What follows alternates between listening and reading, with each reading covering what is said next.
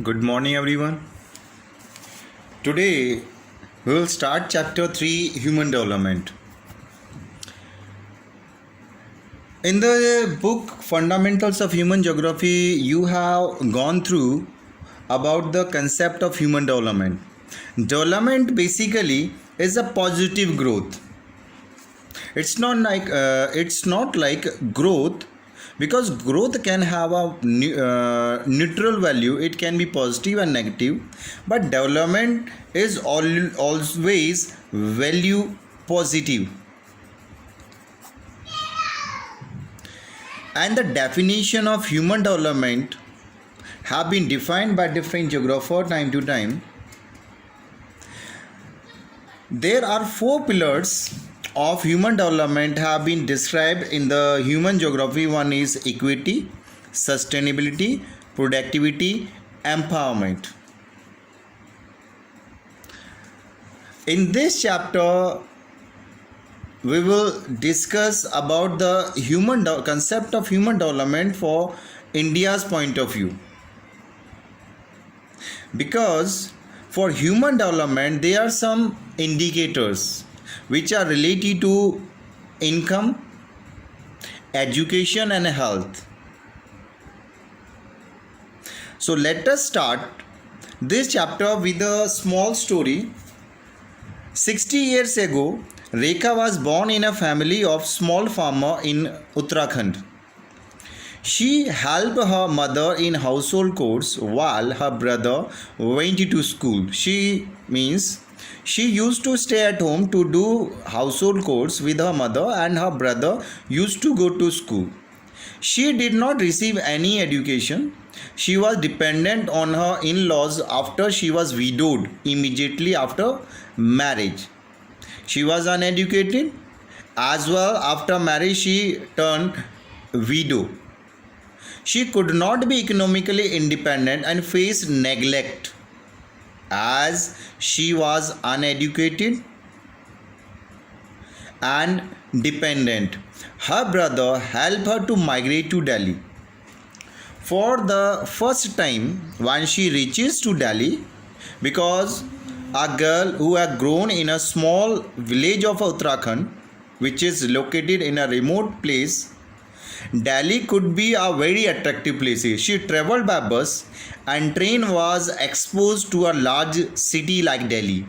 After a while, she was attracted. After a while, the same city which attracted her with its building, roads, avenues, facilities, amenities, disillusioned her. Obviously, for a person from a small village or remote village, Delhi can be a dream city for anyone and it is very attracting. But with greater familiarity of the city, Delhi, she could comprehend the paradoxes. Right? Because one side there were buildings, roads, avenues, facilities, amenities. On other hand, there were jhuggies, slum cluster, traffic jam, congestion, crime, poverty, small children begging on the traffic light over the streets, railway station, etc. People sleeping on footpaths. This is very visible thing in Delhi. Polluted water, air reveal another face of Delhi. She used to think whether development or underdevelopment coexist, and it means development and underdevelopment are going hand to hand or going parallel. With development, whether development helps some segment of population more than the other. So these are the questions which may always rise in the mind of everyone. And this is small story of Rekha is not a story of that lady only. This is the story of each and every individual who is from the backward state of country, UP, Bihar, Jharkhand, Chhattisgarh. Of all these paradoxes of our time mentioned in the story, development is most significant one, development of a few regions.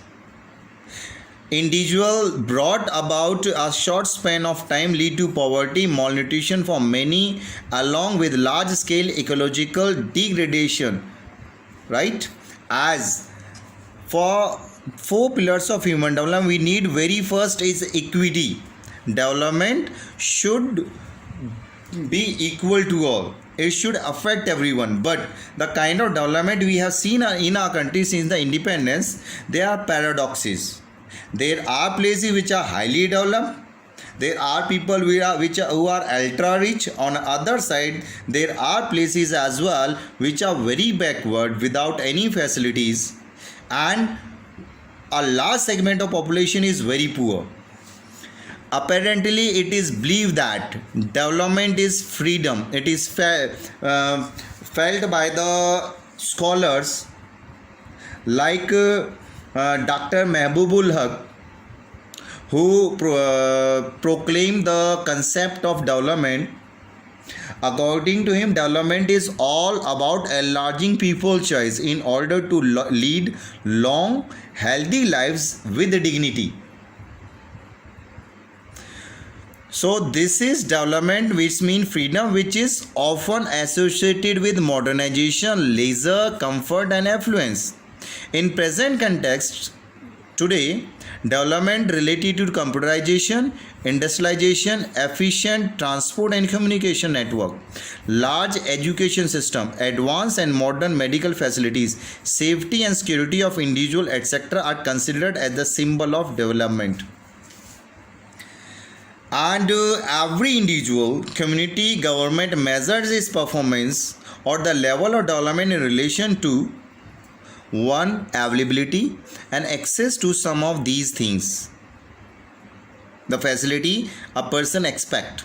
But this may be partial, this may be one-sided view of development.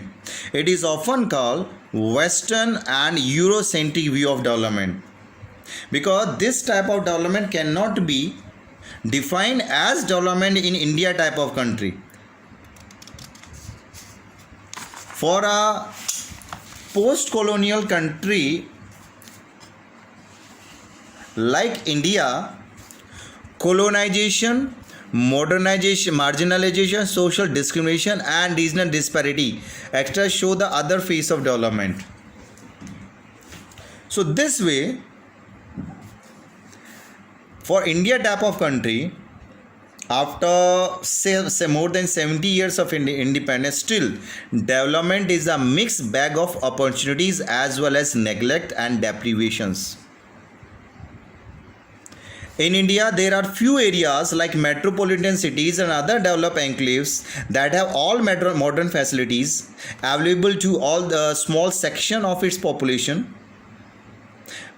On other extreme of this development, there are large rural areas, slums in urban areas that do not have basic amenities like potable water, education and health infrastructure available to majority of its population. And see, this situation is more alarming if one look at the distribution of the development opportunities among the different section of societies, because there are many sections of societies which are very much marginalized and they do not have the kind of facilities which are having by the rich people. It is well established facts that the majority of scheduled caste, scheduled tribe, landless agriculture laborers, poor farmers, slum dwellers, etc. are the most marginalized lot. A large segment of a female population is worst sufferer among all. It is also equally true that the relative as well as absolute condition of majority of these marginalized sections have worsened with the development happening over the years, and result is that vast majority of people are compelled to live under abject poverty as well the subhuman condition in jhuggis and slum bastis. So this way, India's development is a mixed bag of opportunities. Means there is development, there is prosperity in one side, on other side there is neglects and deprivations. because development is not equally distributed in our country. That's why this is mixed bag of opportunities. Thank you.